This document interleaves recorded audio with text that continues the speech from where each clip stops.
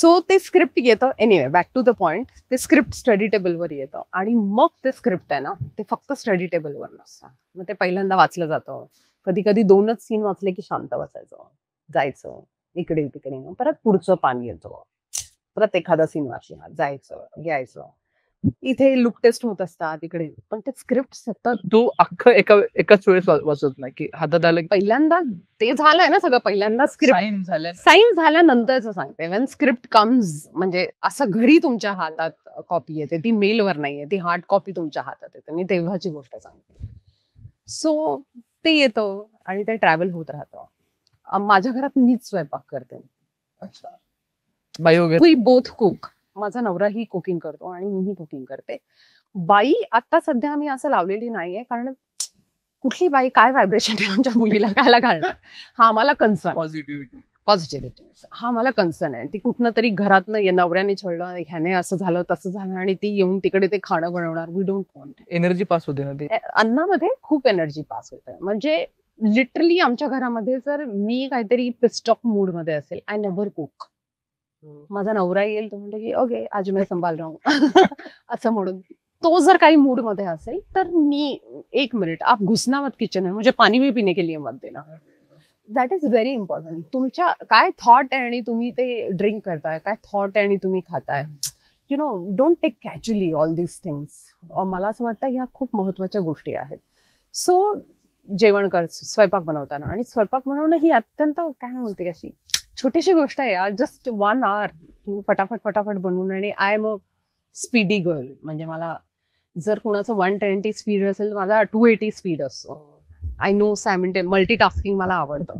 म्हणजे तिकडे काहीतरी डाळ शिजतीये तोपर्यंत इकडे पोळ्या झाल्या पाहिजेत, इकडे भाजी शिजली पाहिजे, ती झाली की पुढची फोडणी आली पाहिजे की लगेच भात. I love this.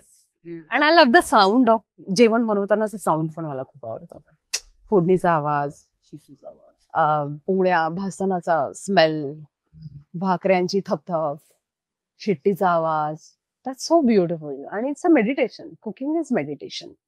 So cooking करताना, देवपूजा करताना, कपडे बदलताना, आंघोळ करताना, कुठली अशी फ्रेश होताना, ब्रश करताना, तोंड धुताना, कुठली अशी ऍक्टिव्हिटी नाही की जेव्हा कॅरेक्टर ट्रॅव्हल करत नसेल बरोबर.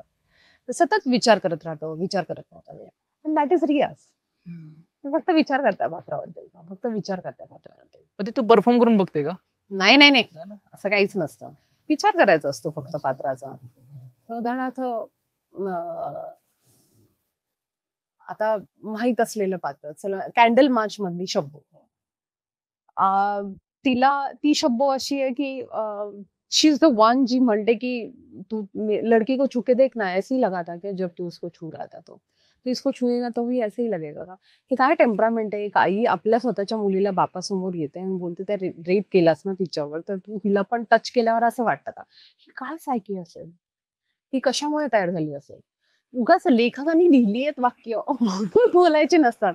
त्या सायकोलॉजिकल प्रवासापर्यंत पोहोचण्याचा पात्राचं काय इमोशनल ट्रॅव्हल आहे बॉस. आणि तो मला या एवढ्याच 10 सीन्स मधनं दाखवायचा. तर तो विचार तर पक्का झाला पाहिजे कसा आहे तो आतमध्ये. You know that thought. काय काय झालं असेल, काय काय घडलं असेल. समजा असं काहीतरी वियर्ड घडलं असेल तर शब्बू भाजी आणायला गेली असेल आणि ढोबळी मिरचीचा भाव तिला पटला नसेल, मग तिने ठरवलं असेल की आज बटाटाच बनवावा वगैरे. काहीही thought randomly I am just giving random example. So असं काही विचार करत बसते. आणि मुळात काय माहितीये का, जेव्हा तुम्ही पात्राचा विचार करताना, जेव्हा दिग्दर्शक सांगतो ते मानलेलं आहे, पण आधी तुम्ही सुटा मनामध्ये, बेबोबाट सुटा. तुम्ही स्वतःला लिमिट नका करू.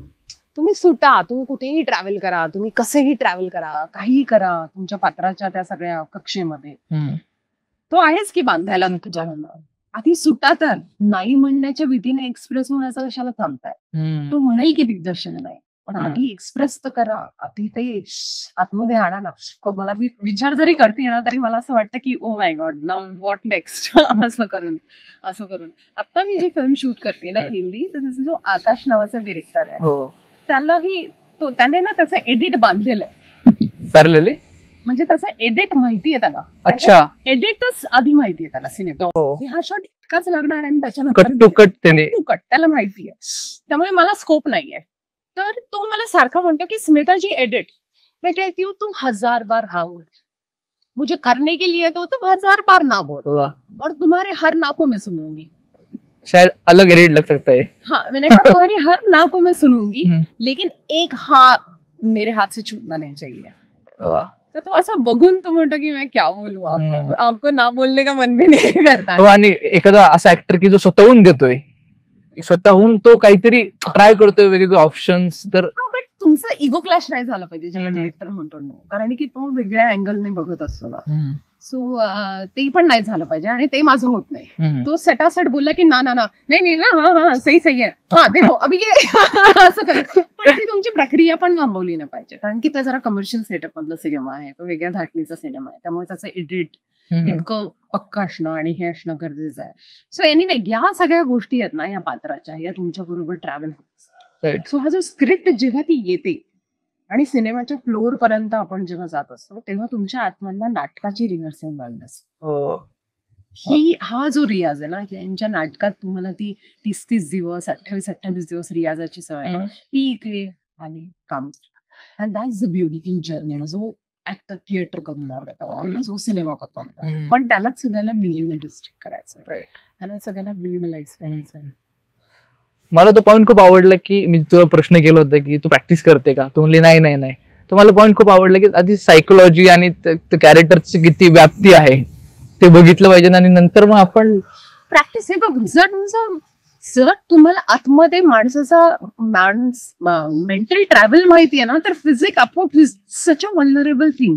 आपण एक्सरसाइज करतो, 20 दिवस आपण समजा डम्बेल उचलतोय, आपण 10चे उचलत असो, तर मग 20 किंवा 40 वाढतात ना वजन होतं ना.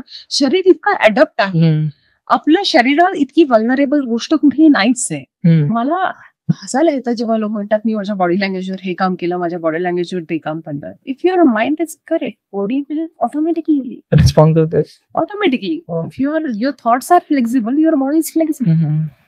कुठलीही गोष्ट तुम्हाला अशक्य नाही. हा, देर आर सर्टन कॅरेक्टर्स ज्याला खरंच माहिती, तुम्हाला वायरिंगच माहिती, तुम्हाला हार्नेसवरच खाली उतरायचं आहे, तुम्हाला फाईट सिक्वेन्सच करायचा आहे, त्याच्यासाठीचा ट्रॅव्हल आय विल अंडरस्टँड. पण कुठल्या तरी बॉडी लँग्वेज ही लकब आहे सांगण्याची.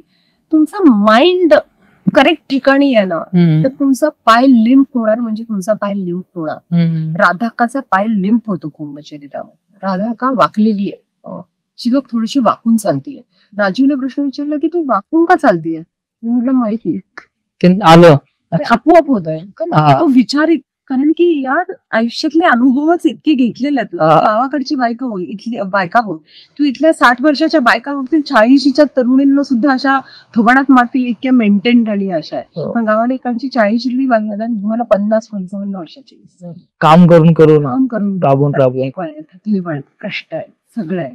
तर ते त्याच्यातनं आपोआप आलं, पण त्याच्यासाठी किंवा वाकण्याची प्रॅक्टिस नव्हती केली. Right. It was automatically that body language बरोबर आलेली. ती असते ना की इनर टू आउटर आणि आउटर टू इनर. ते जे तू म्हणते, मला वाटतं ते आउटर टू इनर गेलं की तो प्रॉब्लेम होऊ शकतो की आधी outer to inner, inner to outer ना. हे ललित कला केंद्र एडिट एडिट एडिट एडिट नाही ग, नाही नाही नाही, चला बाय बाय म्हणत मला शब्द सापडतात. मी फक्त ललित कला केंद्राची नाही म्हणून मला शब्द सापडतात. पण काम चांगलं करतेस तू, हे महत्वाचं आहे.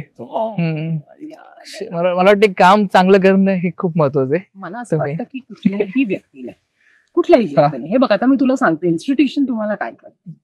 ललित कला केंद्र असो, NSD असो, FTI असो, there are lot of people who criticise this institute, किंवा खूप अप्रिशिएट पण करणारे लोक असतात. मला असं वाटतं इन्स्टिट्यूशन तुमच्या आतमध्ये एक सवय पाहिजे. दॅट इज व्हेरी अभ्यासाची सवय देते, दृष्टिकोन देते. इन्स्टिट्यूशन तुम्हाला पाठ्यपुस्तकातलं कसं ललित कला केंद्रामध्ये तुला सांगू शकतं की 2028 मध्ये तुला जे पात्र येणार आहे ते तुला 2014 मध्ये इन्स्टिट्यूटने कसं शिकवलेलं नाही, पॉसिबल नाहीये. पण 2014 मध्ये 28ला काय, म्हणजे 48ला येऊ दे, तुला एक सवय आहे, तुला एक रुटीन, या एक ऍक्टरचा एक काय म्हणते, ऍक्टरचा एक की काय असला पाहिजे अप्रोच, हा अप्रोच तुम्हाला इन्स्टिट्यूटची. I always want to go to institute. मला जायचं होतं. मला एक्सपोजर नव्हतं इतकं, मला माहित नव्हतं.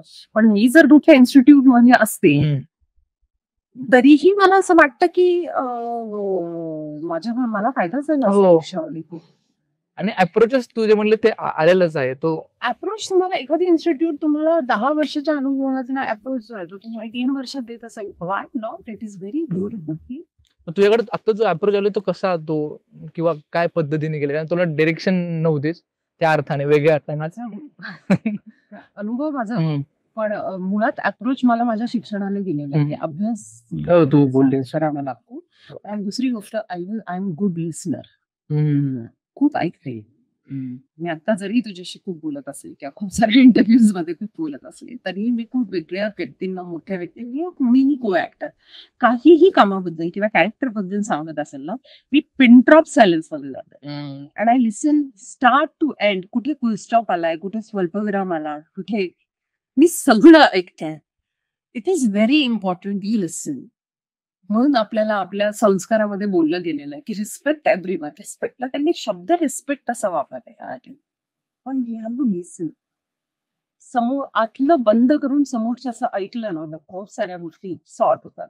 ऐकायला पाहिजे. ऍडॉप्शन नाही बोलत आहे, जस्ट लिसन. लिसन. सो ऑलवेज माझ्या आजूबाजूला जे पण चांगलं कुठेही बोललं गेलं ते मी ऐकलं. जे वाईट बोललं गेलं ते सुद्धा मी ऐकलं. कशाचा निचरा करायचा, कुठलं माझ्या बॉडीने वॉमिट करून टाकलं आणि कुठली सत्व माझ्या बॉडीने दिली, हे माझ्या संस्कारांनी ठरवलं. ते माझं कंडिशनिंग आहे लहानपणापासून. असं त्यामुळे तुमचं अगेन सगळं आपण मूळ पदावर आपण जातो की तुमचं लहानपणापासून अपब्रिंग. ऍक्टर म्हणून इन्सिक्युरिटी वगैरे वाटते का, किंवा आहे का, किंवा काय पात्रापर्यंत आपण पोहोचलोय की नाही ही इन्सिक्युरिटी असते. मला एक्सटेरियर इन्सिक्युरिटी अजिबात नाही. काम करता असेल नाही, मला कुणासमोरही जगात काहीच फरक पडत नाही. माझ्यासमोर कोण आहे, कुठला दिग्दर्शक आहे, पूर्वी पडायचा मला फरक.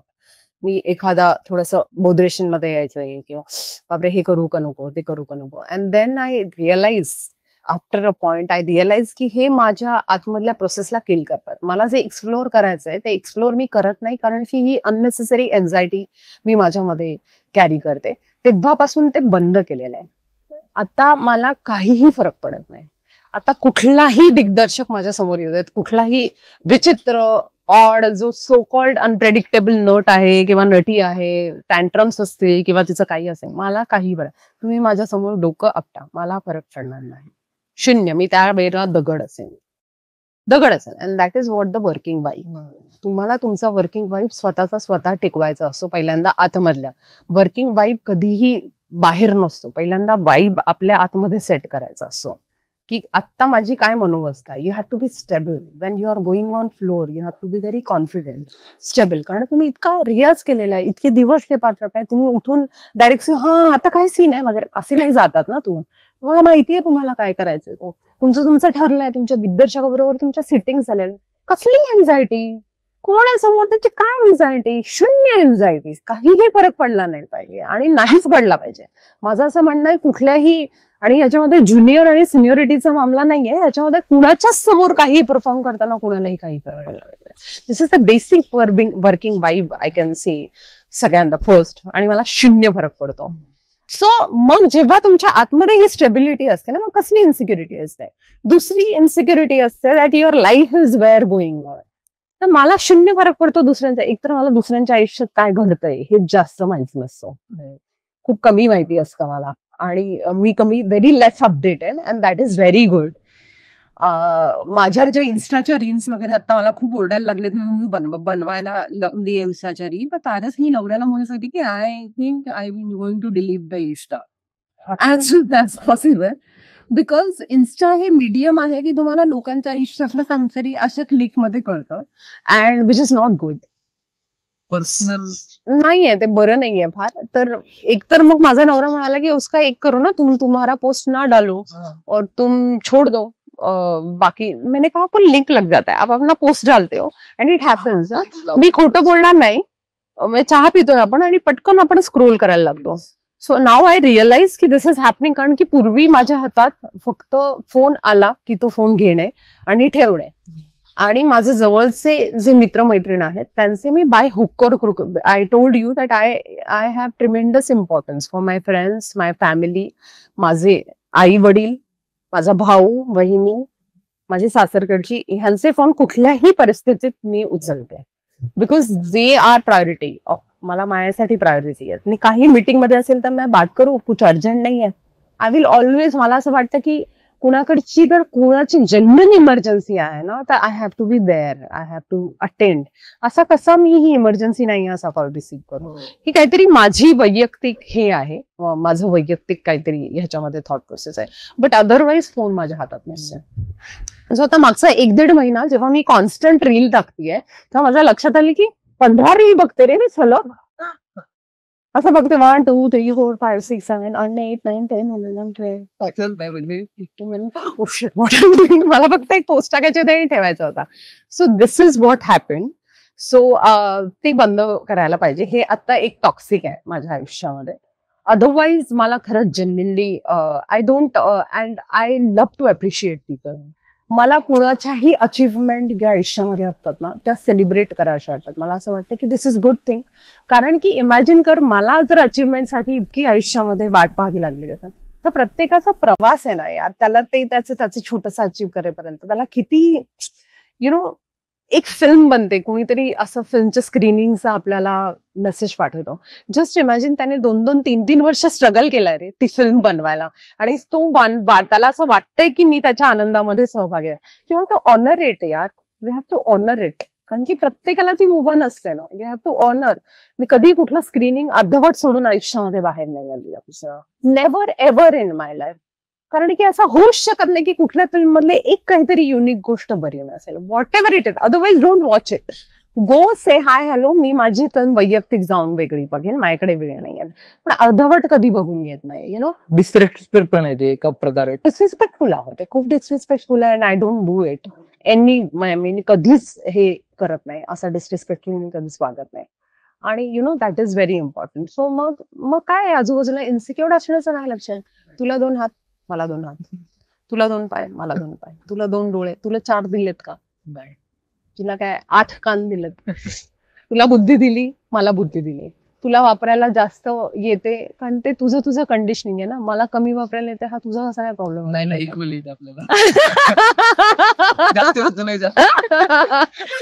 माझा कसा, किंवा मी जास्त वापरते, हा तुझा कसा प्रॉब्लेम असेल? सो प्रत्येक जण त्याच्या कुवतीनुसार करताय. तो इन्सिक्युअर होण्याची आयुष्यामध्ये खरंच गरज नाही. आज किती ब्युटिफुल गोष्ट आहे. आज आपण Sen Gupta, she is a first Indian actor, जिला कान्स मध्ये बेस्ट ऍक्टर आहे. ही किती सेलिब्रेट करण्यासारखी गोष्ट आहे. आज Chhaya Kadam, she was dancing on the Cannes floor. ती director, she is the first, ती वुमन डिरेक्टर, पहिली पायल कपाडिया, ती वुमन डिरेक्टर आणि पहिली भारतीय फिल्म जी मेन कॉम्पिटिशन मध्ये एजेस नंतर सिलेक्ट झाली. What a beautiful thing. ती एक बिहारची मुलगी जी लॉकडाऊन मध्ये फक्त चॅलेंज यायची 1 दिवसामध्ये मी कशी यूज करून कॉस्ट्युम बनवणार, ती कान्स मध्ये वॉक करून आली. I missed out my screening. माझं सिस्टर मिडनाईट ही कान्स मध्ये फिल्म माझी सिलेक्ट झाली. मी त्याचं स्क्रीनिंग मिस्ड आउट केलं कारण मी शूटिंग करते. बट जस्ट इमॅजिन, जे लोक गेले त्या फ्लोअर, ही किती आनंदाची गोष्ट आहे. का आपण त्या गोष्टीकडे हेच कसे बरे जातात वगैरे. अरे what a sadist approach. What a sadist approach. You have to celebrate. ते माणूस काय काय खळग्यातनं कष्ट काढत फेजेस मधनं ते त्या फ्लोअरवर गेलाय. आणि लुक ॲट देअर आईज. त्यांचे डोळे बघा यार, त्या डोळ्यामध्ये किती आनंद आहे. इफ यू डोंट अंडरस्टँड, समोरच्याचा आनंद जर तुम्हाला कळत नसेल ना तर तुम्ही माणूस म्हणून शून्य. छाया त्याचे डोळे बघतो, मी रील अशी बघितली. Yes, 3-4 she is laughing through her eyes. कारण की तिने ते तिथपर्यंत जाईपर्यंत ती प्रवास तिने कष्ट केलेत ना यार. And she deserves that happiness यार. ती डिझर्व करते. आणि प्रत्येक वेळी असं कसं अप्रोच असू शकतो, मी त्या ठिकाणी का नाही? This is a very wrong approach. This is a very, मला असं वाटतं हा फार सॅडिस्टिक ह्युमन बिंगचा अप्रोच आहे. असं ठेवू नये. तर लोकांच्या आनंदामध्ये आनंदी व्हा, तुमच्या आयुष्यातला आनंद द्विगुणित येतो. ती कुणीतरी, ती कोण, सेन गुप्ता आहे, तिने पहिल्यांदा बेस्ट ऍक्टर, एक इंडियन ऍक्ट्रेस. अरे तिच्या आनंदामध्ये सेलिब्रेट व्हा ना, तुमच्या आयुष्यामध्ये आनंद येईल.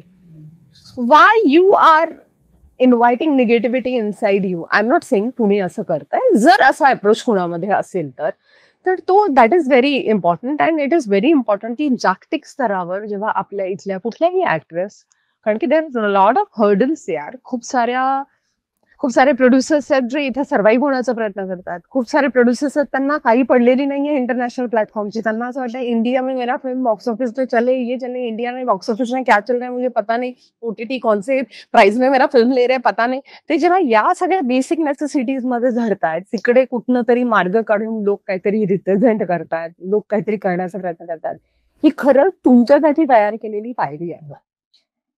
हे खरंच तुमच्या दे are working for your self. कारण की तुमच्या कंट्रीकडे, तुमच्या कंट्रीच्या कॉन्टेंटकडे लोक सिरियसली बघणार आहे. त्यामुळे they are working. So it is a honourable movement for us and we have to celebrate. Actor म्हणून काम मिळणं सोपं का? म्हणजे मला हा प्रश्न काय की आता तू काम केलेलं आहे आणि तुला आता ते लोक काम बघून तुझं काम होणार आहे, हिला घेतलंच पाहिजे किंवा तीच मला कॅरेक्टर जाते, पण ते काम मिळणं किती डिफिकल्ट किंवा तुमच्या हातामध्ये चॉईस असतो ऑलवेज.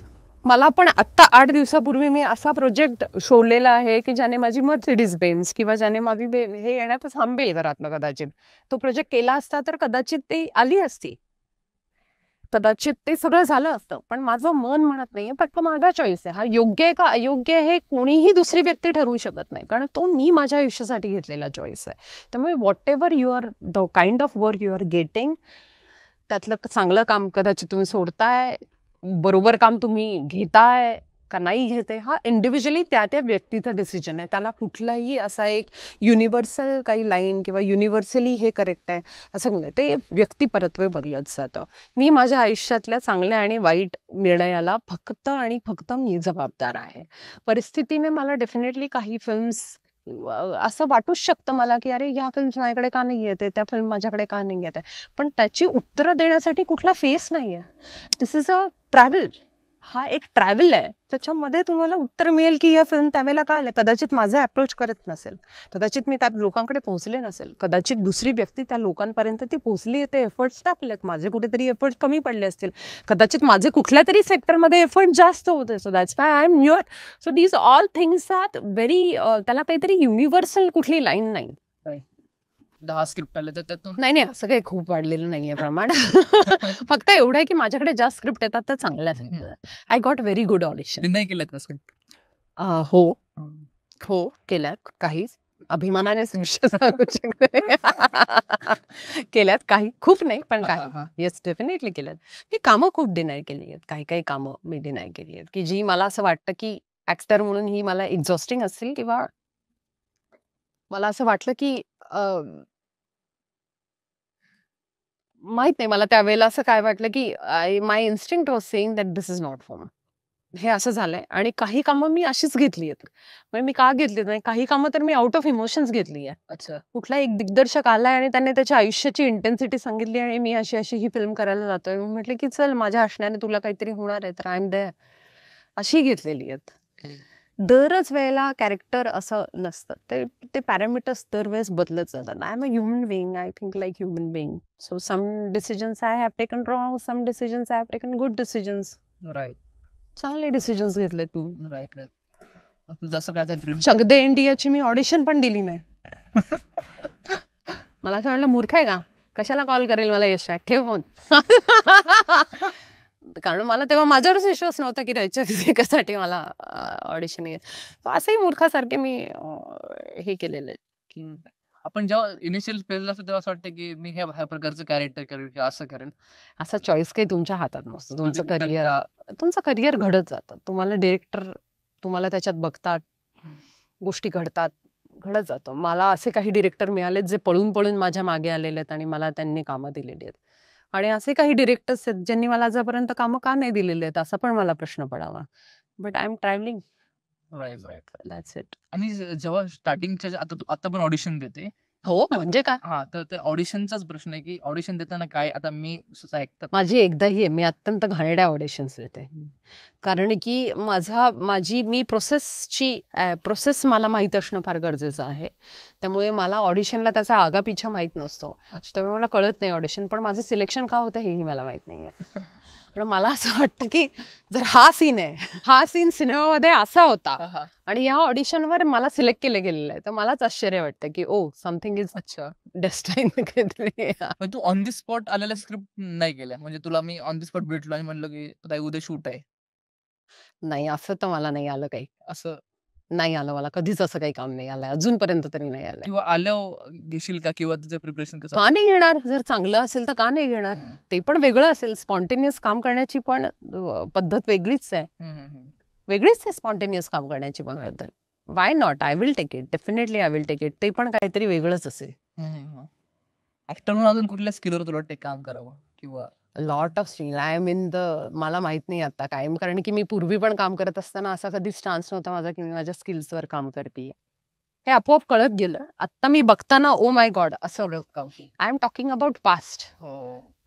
मी एकही वाक्य फ्युचर बद्दल बोललेले नाहीये तुला. So I don't know from tomorrow how I will. This is the, हा शेवटचा दिवस आहे असं जगतोय ना. माहित नाही उद्याचं काय.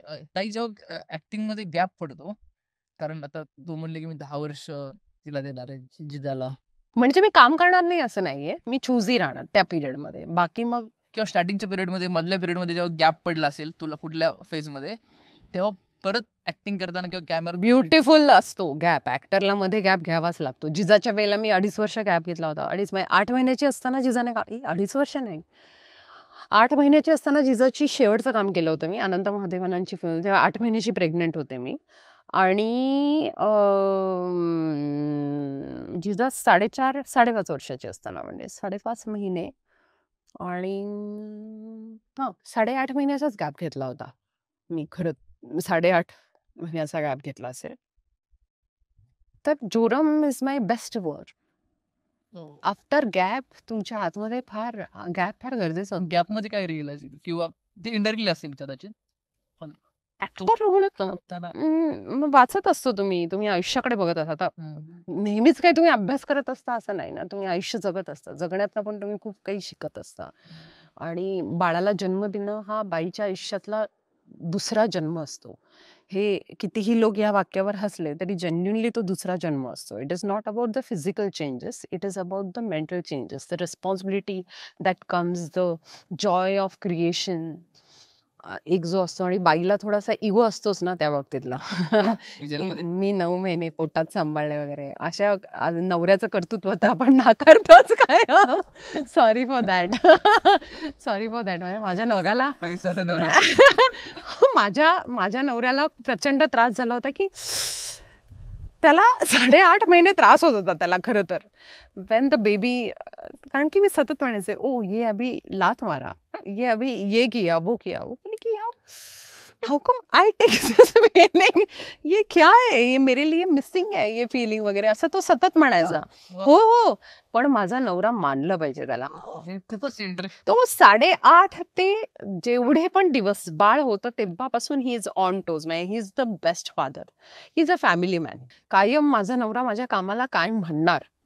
म्हणजे जेव्हा पहिलं स्क्रीनिंग आम्ही एकमेकांचं बघतो ना, त्याच्यानंतर सगळी दुनिया आमच्यासाठी गायब झालेली असते. His reaction, what he is reacting, that is very important for me. Very important. तसे माझ्या आयुष्यातले काही इम्पॉर्टंट व्यक्ती आहेत, आता नव्याने पण आलेल्या इम्पॉर्टंट व्यक्ती आहेत, त्यांच्याबद्दल पण मला असं वाटतं की that reaction matters to me. ते काय म्हणतात कामं करणं. तसं माझ्या नवऱ्याचं जसं कुठलंही स्क्रीनिंग संपलं की त्याच्यासाठी सगळी दुनिया ब्लर होते. म्हणजे असं काय म्हणणं आहे. That is very important. That's how we are connected. म्हणजे तसे आम्ही कनेक्टेड. सो एनिवे, जिजा पोटात असताना पण असं झालं होतं की त्याला असं वाटत होतं की ओ माय गॉड, की का मी हे सगळं फील करत नाहीये, का हे सगळं मला फील करायला मिळत नाहीये. पण तो जो मधला पिरियड असतो ना, जो ब्रेकचा पिरियड असतो, तो मधला जो पिरियड असतो ना ब्रेकचा, तो खूप इम्पॉर्टंट असतो. तो ब्रेक इज व्हेरी इम्पॉर्टंट. तो ब्रेक मिळाला तर नव्याने, लाकूड तोड्याची गोष्ट ऐकली असं, एक लाकूड चोऱ्या असाच सारखा हे करायचा, लाकडं कापायचा आणि दिवसभर लाकडं कापायचं. मी गॅप घेणार नाही, मी वेळ वाया घालवणार नाही, दिवसभर लाकडं कापायचं. आणि एक लाकडं कापायचा, झोपायचा, खायचा, 10 करायचा, परत लाकडं कापायचं. अंती त्याने जास्त लाकडं कापली होती. एक गोष्ट आहे जी आयुष्यामध्ये तुम्हाला कायम सर्व्हाइव्ह करायला हेल्प करते, and that is confidence on you. Confidence तुम्ही घेतलेल्या कष्टांवर असायलाच पाहिजे. कॉन्फिडन्स तुम्हाला तुमच्या सिन्सिरिटीवर असायलाच पाहिजे, कारण ती बघायला येत नाहीत कोण. ते जेव्हा कामामध्ये दिसतं तेव्हा लोक ऍप्रिशिएट करतात. तू सिन्सिअर आहेस आणि तुझ्या कामातनं ते दिसणं, ह्या दोन परस्पर वेगळ्या गोष्टी आहेत. कारण की ज्यांच्याकडे काम नाहीये ते सिन्सिअर नाही आहेत असं नाही म्हणू शकत. There are lot of actors who are sincere in their work. त्यामुळे सगळ्यात पहिल्यांदा आयुष्यात कॉन्फिडन्स जर कुणावर असायला पाहिजे तर तुम्हाला तुमच्यावर असायला पाहिजे. बाकी खड्ड्यात गेली दुनिया. तू लकला मानते का? हो, प्रचंड. आणि लक तुमचा साथ देतं जेव्हा तुमच्या आतमध्ये कॉन्फिडन्स असेल तेव्हा. जेव्हा तुमच्या आतमध्ये ती ताकद आहे ना, जेव्हा तुम्ही असे वॉक करता ना की बाय हुक और crook this is my ground and I will play on it. This confidence is in your जेव्हा तुमच्या हृदयात असतो ना, तेव्हा कुठलाही फाऊल, कुठलंही काहीही वर्क होत नाही. फक्त तुमच्या फुटस्टेप वर्क होतात. सो प्लीज वॉक लाईक दिस. म्हणजे मला असं वाटतं वल्नरेबल असावं तर अत्यंत फुलासारखं वल्नरेबल असेल. माणसामध्ये जर अग्रेशन म्हणजे जर कॉन्फिडन्स असावा तर तो एखाद्या वाघिणीसारखा असावा. आणि जर आपण फ्रेंड्स बरोबर असतो तेव्हा एखाद्या कुत्र्यासारखा असावा. Loyal, always lover, always that's my philosophy. आपल्या मुलीबरोबर माझ्या मुलीबरोबर मी रूट आहे माझ्या मुलीचा. त्यामुळे मी पाणी पिणं, मी वेळेवर खाणं, मी योग्य न्यूट्रिशन माझ्या आतमध्ये टाकणं आणि ते माझ्या मुलीला मिळणार आहे. सो मी तिचा रूट आहे. So I have to be careful की मी कुठल्या मातीत वाढतीये. Where I am not just health, my everything. मी कुठे जातीये, मी काय करतेय, माझे रूट्स ते मॅटर करणार आहेत माझ्या मुलीला. त्यामुळे माझं वागणं मॅटर करणार आहे माझ्या मुलीला. सो ते कितपर्यंत काय पोहोचवायचंय, तिला कुठल्या एज ग्रुपमध्ये काय गोष्टी पोहोचवायच्या. एक पॉइंट येणार ना, माझ्या मुलीला माझ्या आयुष्यातली सगळी सत्य माहित असणार.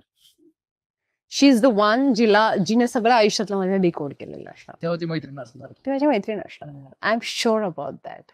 देर is time will come, she will be my मला कुणाचीच मग गरज लागणार नाही. She is the one, she knows everything. That I am 100% sure about that. So असं आहे. सो ऑलवेज जेव्हा तुम्ही वॉक करता, जेव्हा तुम्ही काय करता, तुम्ही तुमच्या प्रामाणिकपणावर, तुमच्या सिन्सिरिटीवर, तुमच्या विजनवर तुम्हाला कॉन्फिडन्स हा असलाच पाहिजे. कारण त्याच्यासाठी कष्ट तुम्ही घेतलेले आहेत. You are answerable to yourself. And I am very confident. When माझं ग्राउंड आहे ना, त्या ग्राउंडमध्ये बेस्ट प्लेअर मी. That is sure. 100% शुअर की ते माझं ग्राउंड आहे. ते मी तिथे असणार. आणि वेगळ्या ग्राउंड मध्ये मला जायला आवडत नाही. इथे या इथे या. वा, हे भारी, मजा आली मला आज. Yes, thank you. म्हणजे पॉझिटिव्हिटी किंवा वेगळ्या, म्हणजे फक्त आपल्याला जसं तुला बोललो की अँगल, वेगळी दृष्टी फक्त आपल्याला ती ऍड करायची. आणि तू त्या फेज मधनं गेलेले म्हणून तू वेगळ्या आता फेज मध्ये जिथे तू पूर्ण एनर्जी, पॉझिटिव्हिटी आणि एक चांगलं व्यक्ती कसं बनणं किंवा सत्य कसं असणं याच्याकडे प्रवास आहे. मजा आली मला काय. मला पण म्हणजे हे ऍक्टर टू कॅरेक्टर होतच, पण ते लाईफ बद्दलच असणं किंवा पण ऍक्टरचं एक असतं तसं तर लाईक असतं. हो, ऍक्टरचं लाईक्स आहे ना, त्याच्यावर ऍक्टरचा अकाउंट. ऍक्टरने त्याचं आयुष्य फार फुलासारखं सांभाळायचं. राईट. राहुलचं हे युट्यूब चॅनल आहे, ललित कला केंद्राचा पास आउट राहुल. आणि जो ऍक्टरच्या प्रिपरेशन बद्दल विचारतो, जो ऍक्टरच्या प्रिपरेशन बद्दल बोलतो, सो राहुलच्या चॅनलला प्लीज सबस्क्राईब करा, लाईक करा, शेअर करा. हा इंटरव्ह्यू आवडला तर प्लीज पूर्णपणे बघा आणि आवडला तर लोकांना रेकमेंड करा. आणि ह्याचे काहीतरी 50 तास फक्त राहिलेले आहेत ज्याने याचं अर्निंग सुरू होणार आहे. So it's our duty to fill up that 15 hours. खायला पाहिजे आता. हा, ते 50 तास प्लीज पूर्ण करा. आय एम जस्ट होपिंग की 50 तास माझ्या इंटरव्ह्यू नंतर पूर्ण होतील. थँक्यू. नक्की होणार. थँक्यू.